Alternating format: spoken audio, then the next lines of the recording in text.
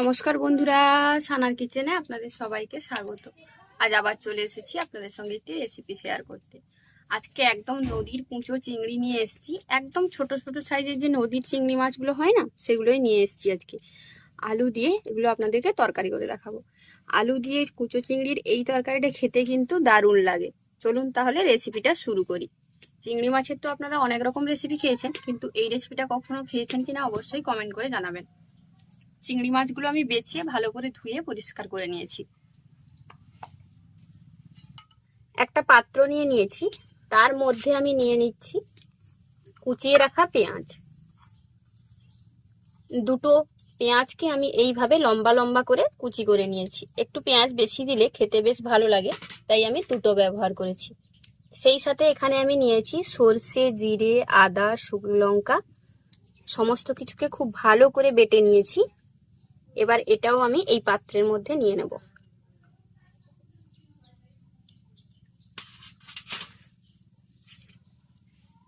দিচ্ছি লঙ্কার গুঁড়ো।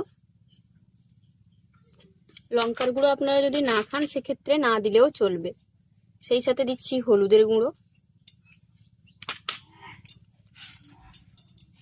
এবার আমি এখানে নিয়েছি আলু। আলুটাকে দেখুন একদম সরু সরু করে ঝুরো ঝুরো করে কেটে নিয়েছি। আপনারা চাইলে কিন্তু গ্রেটারের বড় ছিদ্রটা দিয়ে গ্রেট করে নিতেও পারেন।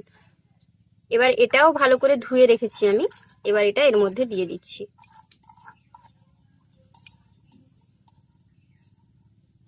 এবার দেব যে চিংড়ি মাছটাকে আমি ধুয়ে পরিষ্কার করে রেখেছিলাম সেটা। এই চিংড়ি মাছটা কিন্তু সব সময় পাওয়া যায় না, এই বৃষ্টির দিনেই এই চিংড়ি মাছটা পাওয়া যায়। এবার স্বাদ মতো লবণ দেব।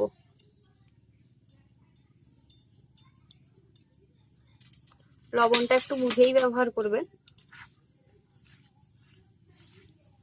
লবণটা দেওয়ার পর এর মধ্যে দিয়ে দিচ্ছি সামান্য পরিমাণে সর্ষের তেল। এখন আমি সামান্য পরিমাণেই সর্ষের তেল দেব।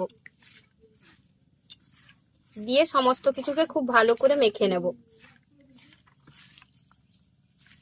সমস্ত কিছুকে খুব ভালো করে মেখে নিয়েছি। এবার চলুন রান্নাটা শুরু করি। রান্নার জন্য একটা কড়াই নিয়েছি। এবার কড়াইয়ের মধ্যে আমি প্রথমে কলা পাতাগুলো সাজিয়ে নিচ্ছি।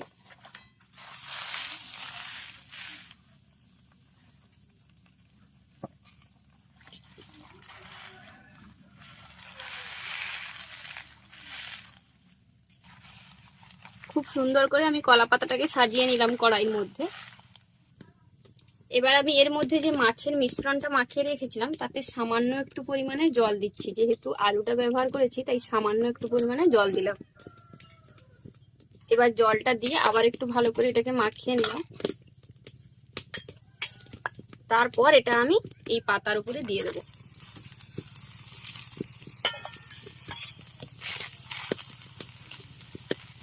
তখন তো অর্ধেক পরিমাণে সরষের তেল দিয়েছিলাম, এবার আরো একটু পরিমাণে সরষের তেল উপর থেকে দিয়ে দিচ্ছি। আর উপর থেকে দিয়ে দিচ্ছি কাঁচা লঙ্কা। একটা চেরা কাঁচা লঙ্কা এইভাবে দিয়ে দিলাম।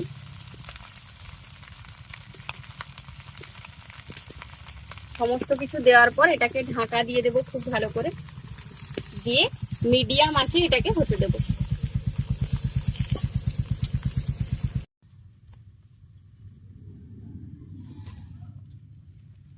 দেখুন জলটা একদম শুকিয়ে গেছে।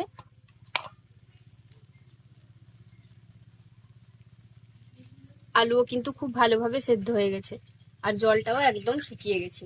এবার কড়াইটা নামিয়ে নিয়ে পাতাটাকে একটা থালার উপরে তুলে নেব। আমাদের একদম গরম ভাতে পরিবেশনের জন্য গরম গরম চিংড়ি মাছের চচ্চড়ি বা চিংড়ি মাছের পোড়া যাই বলুন না কেন, একদম রেডি। চিংড়ি মাছ দিয়ে এই রেসিপিটা আপনারা আগে কখনো ট্রাই করেছেন কিনা অবশ্যই কিন্তু আমাকে কমেন্ট বক্সে কমেন্ট করে জানাবেন। আর আগে তৈরি করলে এটা খেতে কেমন লাগে সেটাও কমেন্ট বক্সে কমেন্ট করে জানাবেন।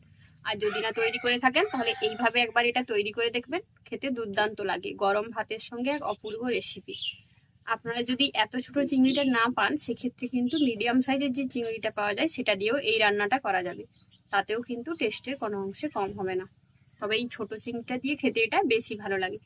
আমাদের আজকের এই চিংড়ি মাছের রেসিপিটা আপনাদের কেমন লাগলো অবশ্যই কমেন্ট করে জানাবেন। ভালো লাগলে বরাবরের মতো ভিডিওটি একটি লাইক করে আপনার বন্ধু বান্ধব এবং ফ্যামিলির সঙ্গে ভিডিওটা শেয়ার করার অনুরোধ রইল।